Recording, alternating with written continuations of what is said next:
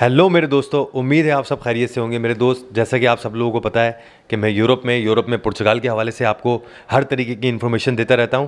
आज मेरी वीडियो जो है वो थोड़ी सी एक मोटिवेशनल है और बहुत सारे मेरे पास मैसेज आते हैं आप लोगों के, जिसमें आप लोग मुझसे ये सवाल करते हैं कि मुर्तज़ा भाई, हमारी एज जो है वो 45 साल 42 साल इससे ऊपर जा चुकी है, तो क्या हम पुर्तगाल में आके सर्वाइव कर सकेंगे।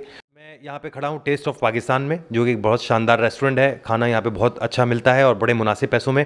तो हमारे यहाँ पे एक शेफ़ हैं जिनकी एज, इनको हम हाजी साहब बोलते हैं यहाँ पे, माशाल्लाह he is really very nice.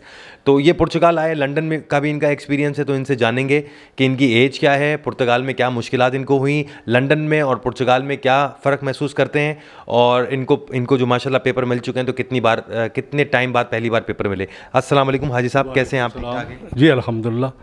हाजी साहब, मेरे पास, जैसा कि मैंने इंट्रो में बताया, कि मेरे पास बहुत बड़ी तादाद में लोग मुझसे पूछ रहे हैं यार कि हमारी एज ज़्यादा है, हम अगर पुर्तगाल आ जाते हैं तो क्या सर्वाइव करेंगे। तो सबसे पहला आप मुझे ये बताएं कि जब आप पुर्तगाल आए आपकी एज क्या थी, आपको कितना टाइम हो गया, ठीक है, इससे पहले आगाह करें। मेरी डेट ऑफ बर्थ है जी 1/1/1944। अच्छा, माशाल्लाह। तो मैं 8 मार्च 2015 में आया हूँ। अच्छा, 2015 में आप आए जी। तो अभी आपकी माशाल्लाह एज क्या बन रही है? तकरीबन मेरे ख्याल में 78 बन रही है जी।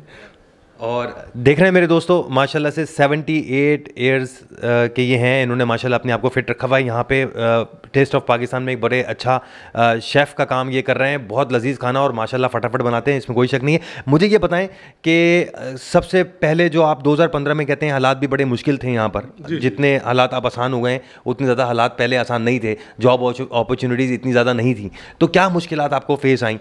मुश्किलात यही थी कि 2016 से लेकर 17 तक इन्होंने कुछ सहम में कुछ थोड़ा मसला बना था, जिसकी वजह से पेपर हमारे लेट हुए। अच्छा। बहुत मुश्किल हुई थी उस टाइम, लेकिन अल्लाह पाक मदद करने वाला है, मुश्किल वक्त टल जाते हैं। बेशक। जी हाँ, कोई बाकी पुर्तगाल बहुत अच्छी कंट्री है जी। अच्छा, ये बताएं, सॉरी आपकी बात कर रहा हूँ, पहला कार्ड आप 2015 में आए थे, पहला कार्ड आपको कब मिला? जी, मेरे को मिला 17 में। 2017 में पहला कार्ड मिला आपको। इससे पहले आप 10 साल बरतानिया में रहे? जी, मैं लंदन में 10 साल शेफ़ का काम किया, लेकिन उधर पेपर नहीं बन सकते थे, जिसकी वजह से मुझे यहाँ मूव होना पड़ा।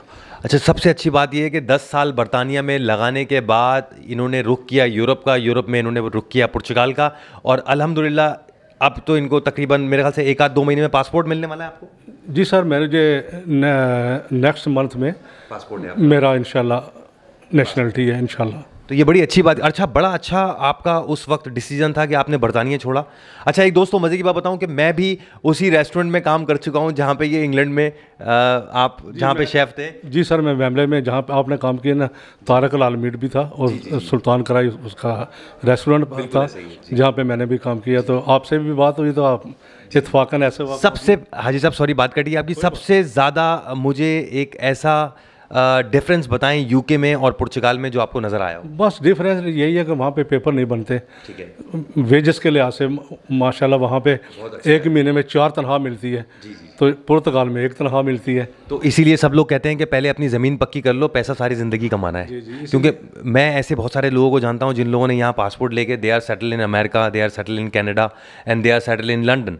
तो बात यह है कि सबसे पहले बात सच है कि अपनी ज़मीन पक्की करनी चाहिए। जी बिल्कुल जी, अब आपकी बात बिल्कुल सही है। इसीलिए तो मैं यहाँ पे मूव हुआ हूँ कि सबसे पहले पेपर बन जाए, पासपोर्ट मिल जाए।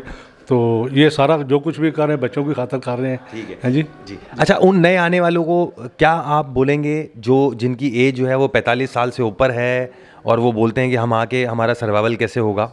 अरे सर, उम्र का तो इसमें देखो ना, 40 साल का आप बोलते हैं कि ऊपर हो, 40 साल का आदमी तो मेरे ख्याल में जवान होता है, यंग होता है। मेरी 78 है। हाँ, एक बात है कि इंसान काम करने वाला होना चाहिए, दम होना चाहिए इंसान में, 45 हो चाहे 40 हो, कोई फ़र्क नहीं पड़ता। लेकिन हाजी साहब, मैं अपना एक एक्सपीरियंस बताऊं आपको कि मेरे पास यूट्यूब से कई लोगों ने मुझे फ़ोन किया और बोला यार हमारी एज जो है वो 50 है, क्या हमें आना चाहिए नहीं आना चाहिए? तो मैंने उनको मना किया। इसलिए मना किया क्योंकि मैं अगर अपनी बात आपको बताऊं, पाकिस्तान में तो मैं सिर्फ जो है वहाँ पे हमारा बैठ के काम होता था। पाकिस्तान में आपको पता है कि इतना कोई हार्ड वर्क नहीं था। लेकिन जब यहाँ वापस आया और मैंने यहाँ पे जब काम शुरू किया, आपको पता है यहाँ तो हर किसी का काम करना पड़ता है, तो शुरू में यकीन करें बड़े दर्द रहा कमर में। तो मुझसे अक्सर लोग सवाल करते हैं यार कि हम कतर में हैं, बहरीन में हैं, इंडिया में हैं, पाकिस्तान में, नेपाल में, और हम पुर्तगाल आना आना चाह रहे हैं तो मैं उनको सम टाइम मना कर देता हूँ कि आपकी 50-55 साल उम्र हो गई है, आप ना आएँ, क्योंकि वो उस हिसाब से उनकी बॉडी जो है वो आदत उनको बनी हुई है काम ना करने की। आपने अपने आप को माशाल्लाह इतना फिट रखा हुआ है। ये मोटिवेशनल वीडियो मैं बना रहा हूँ, कुछ लोगों को गाइड अगर आप कर सकें कि क्या बोलना चाहेंगे आप? देखो उसमें अपना मुर्तज़ा भाई ऐसा है कि कुछ ना कुछ 45 हो 40 की उम्र हो 50 हो, कुछ ना कुछ टेक्निकल काम जानना होना चाहिए, काम आना चाहिए। अभी देखो ना, मैं शेफ़ हूँ, मुझे पता कि मुझे कोई भारी काम नहीं है ये, इसलिए मुझे अभी 78 साल में मैं अपने आप को अभी भी फिट समझ रहा हूँ और मैं काम कर रहा हूँ। सही बात है। जी हाँ।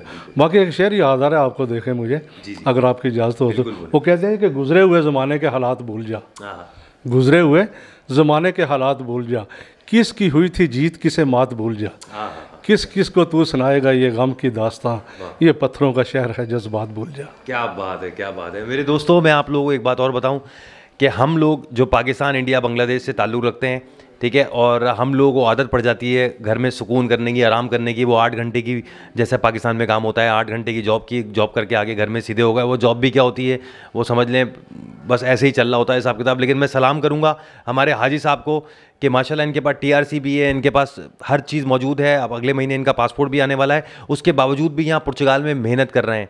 जी हाजी साहब, ये बताइए कि वो कौन सा ऐसा काम है जो लोग नए आने वाले यहाँ पर आएँ तो वो सीख कर आएँ तो उनको बहुत फ़ायदा होगा, उनको आराम से रोज़गार मिल जाएगा? देखिए जी, यहाँ पे जो आदमी पाकिस्तान से आए तो काम सीखना चाहिए, उसके पास कोई ना कोई हुनर हो तो इंशाल्लाह कोई मुश्किल नहीं है। मिसाल के तौर पे शेफ़ हो गया, होटल लाइन का काम, बाल कटाई का काम हो गया, लकड़ी का काम हो गया, प्लम्बर हो गया, बहुत फ़ायदा है यहाँ पे और बहुत अच्छा काम है। अच्छा जी। बस ये 4-5 काम ऐसे हैं जो सीख कर आए तो आपको नौकरी में आसानी हो सकती है। बिल्कुल जी, इंशाल्लाह कोई मुश्किल नहीं होती है, कोई ना कोई हुनर इंसान के पास होना चाहिए। एक सवाल मेरा आपसे और है कि मैं नॉर्मली सबसे ही पूछता हूँ कि एक आदमी जो यहाँ आता है उसका खर्चा, लिविंग एक्सपेंस क्या होता है? मतलब अगर वो एक रूम लेता है शेयरिंग पे तो उसको कितने का मिलता है? हाँ सर, शेयरिंग रूम पे तकरीबन 150 यूरो लग जाता है, और तकरीबन खाने का खर्चा जो है, खर्चा महीने का, वो तकरीबन 100-125 आ जाता है। 100-125 आ जाता है, अगर यूरो आ जाता है। अच्छा ये बताएं, रेस्टोरेंट्स में काम आसानी से मिल जाता है? जैसे शेफ़ का काम आप जानते हैं, जो लोग पाकिस्तान से, इंडिया से, बांग्लादेश से आ रहे हैं और शेफ़ का काम थोड़ा बहुत जानते हैं तो उनको यहाँ काम मिल जाता है आराम से रेस्टोरेंट में? जी भाई, काम तो मिल जाता है, कोई प्रॉब्लम नहीं है काम में। तंदूर, जो शेफ़ का काम जानता है ज़रा वो तंदूर का भी जानता है, तंदूर का काम भी आराम से मिल जाता है, शेफ़ का भी मिल जाता है, इसमें कोई ऐसे नहीं है। अच्छा, मैंने एक चीज़ यहाँ पे नोट की, जैसा कि लंदन में एक बिल्कुल क्रेज़ था, लोग पागलों की तरह ढूंढते थे कि कोई शेफ़ मिल जाए, कोई तंदूर वाला मुझे मिल जाए, और बड़े अच्छे पैसे उसको मिलते थे। यहाँ पे मुझे ऐसा चीज़ नज़र नहीं आई, मतलब शेफ़ को भी इतनी ज़्यादा यहाँ पे पुर्तगाल में अहमियत नहीं दी जाती, क्योंकि हर दूसरा आदमी जो है वो शेफ़ घूम रहा है और हर दूसरा आदमी तंदूर पे काम जानता है। आपको याद होगा लंदन में किस तरीके से शेफ़ के लिए ऐड दिए जाते थे और बड़ी हाई फाई उनकी तनख्वाह होती थी, मतलब जो वेजेस नॉर्मल लंदन में होती थी उससे ज़्यादा पैसे उनको दिए जाते थे।